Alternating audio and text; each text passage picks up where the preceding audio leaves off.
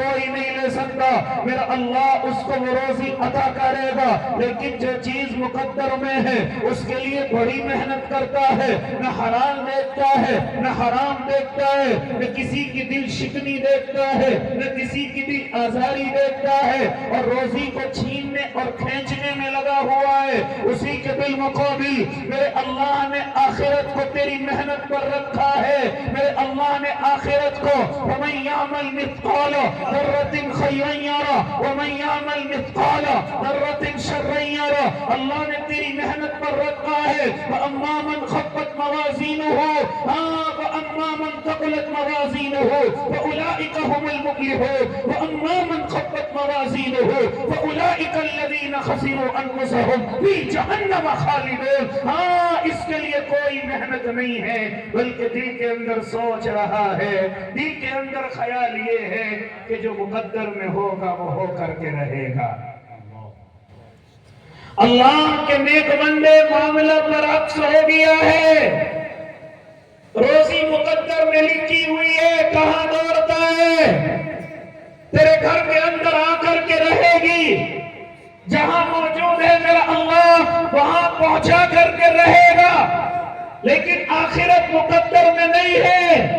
آخرت کے لیے مقدر کو نہ اس کا سہارا لے کر کے مت بیٹھ، اس کے لیے تجھے محنت کرنی پڑے گی، اس کے لیے تجھے بڑی قربانیاں دینی پڑیں گی، اس کے لیے بڑی محنت و مشقت تجھے کرنی پڑے گی۔ ہاں یہی دنیا میں آنے والے تمام انبیاء سبق دے کر کے گئے ہیں، یہی تمام اصحاب پیغمبر مجھے اور آپ کو سبق دے کر کے گئے ہیں، یہی سبق مجھے تمام اولیاء اللہ دے کر کے گئے ہیں، اور آج بھی اللہ کے نیک بندے یہی سبق دے رہے ہیں۔ اے نوجوان کہاں خواب غفلت میں سویا ہوا ہے؟ اے نوجوان کس بھروسے پر سویا ہوا ہے؟ ذرا بتا تو صحیح، کیا تجھے سرٹیفکیٹ ملا ہوا ہے؟ ہاں نوجوان کس وجہ سے گناہوں میں پڑا ہوا ہے؟ کس وجہ سے نمازوں کو چھوڑ رہا ہے؟ کس وجہ سے جمعے اور سکتے کی لت میں پڑ گیا ہے؟ کیا بھروسہ تجھے مل گیا ہے؟ ہاں تو شراب اور نشے کا عادی ہو گیا، تو زنا کا عادی ہو گیا، مجھے بتا تو صحیح کہ آخر تو ان تمام گناہوں میں کس بھروسے پر پڑا ہوا ہے، کس وجہ سے پڑا ہوا ہے؟ اے نوجوان یاد رکھنا، یہ گناہ تجھے جہنم کا ایندھن تو بنا سکتے ہیں، اللہ کی رحمت کے سائے میں جگہ نہیں دے سکتے۔ اس لیے اللہ کے نیک بندے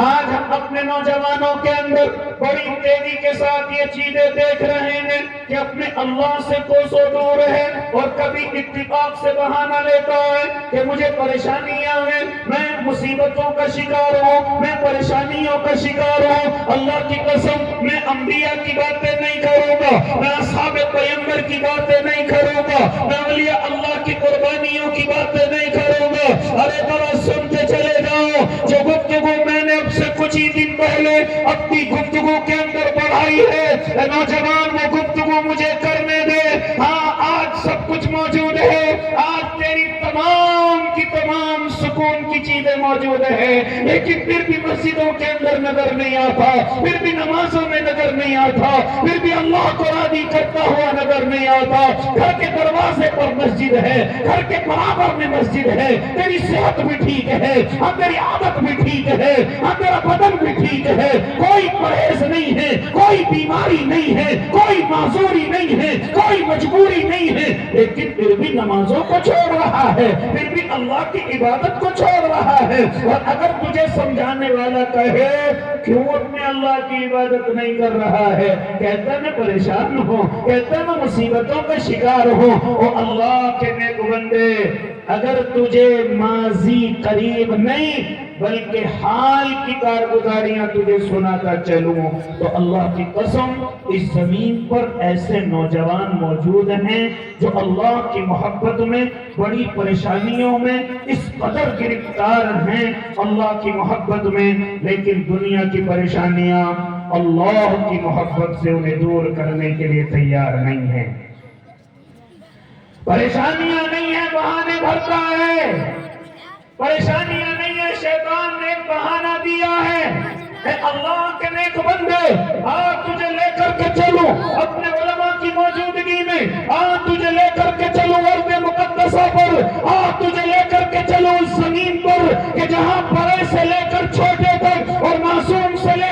بچیوں تک آج تجھے پلاتے ہوئے نظر آئیں گے، جو تجھے پریشان ہوتے ہوئے نظر آئیں گے، ان کے سروں پر ان کے ماں باپ کے سائے نہیں ہیں، ان کے گھر بالکل اجڑ چکے ہیں، ویران ہو چکے ہیں، وہ ملبے میں تبدیل ہو چکے ہیں، کھانے پینے کے سامان ان کے پاس نہیں ہے، رب کعبہ کی قسم، لیکن وہ پھر بھی اپنے رب کی محبت میں دنیا کی سب سے طاقتور، دنیا کی سب سے سپر پاور اس طاقت کے سامنے ڈٹے ہوئے ہیں، اس طاقت کے سامنے ڈٹے ہوئے ہیں، اور ایسے ڈٹے ہوئے ہیں کہ اگر نماز کا وقت ہو جائے یہ دنیا کا دشمن ان کے سجدوں سے انہیں نہیں روک سکتا، ان کی عبادت سے انہیں نہیں روک سکتا، ان کے روزوں سے انہیں نہیں روک سکتا، ان کی تقوی طہارت سے انہیں نہیں روک سکتا۔ رب کعبہ کی قسم مجھے کہنے دیجئے وہ اپنے اللہ کو راضی کرنے کے لیے ذرا سے بھی عمل سے پیچھے ہٹنے کے لیے تیار نہیں ہے،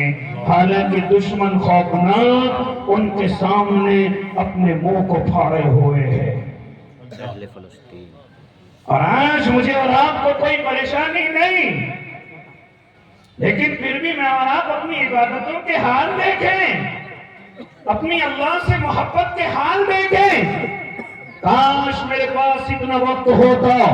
کہ میں اپنے نوجوانوں کی، میں اپنے بھائیوں کی، میں ان مظلوموں کی کہانیاں تمہیں سناتا، ذرا سنتے چلے جائیں۔ حالانکہ علماء نے دیگر علماء کی زبان سے وہ قصے سنے ہوں گے، لیکن مجھے بھی ان کی بات کرنے میں اللہ حصہ عطا کر دے، ہو سکتے ان کا تذکرہ کرنے پر ہی اللہ میری اور آپ کی مغفرت کے فیصلے کر دے۔ وہ اس زمین کے حال کے اتنے نیک بندے ہیں، اے اللہ کے نیک بندو، مجھے یاد آ گیا وہ نوجوان، مجھے یاد آ گیا وہ نوجوان جس کو میں نے اپنے علماء سے سنا ہے، مجھے یاد آ گیا وہ نوجوان جو اپنے کاغذ پر اپنے قلم سے لکھ رہا ہے اور مفتی اعظم ارض مقدسہ فلسطین کے مفتی سے مسئلہ معلوم کر رہا ہے، اور معلوم کرنے میں وہ اپنے استفتاء طلب کر رہا ہے، اور وہ لکھ رہا ہے اے مفتی اعظم ذرا مجھے اس بات کا جواب دے دیجئے کہ میں جوتوں سمیت مسجد کے اندر نماز پڑھ سکتا ہوں، کیا میں جوتوں سمیت اپنے رب کو سجدے کر سکتا ہوں، میں اپنے رب کے سامنے جھک سکتا ہوں؟ اے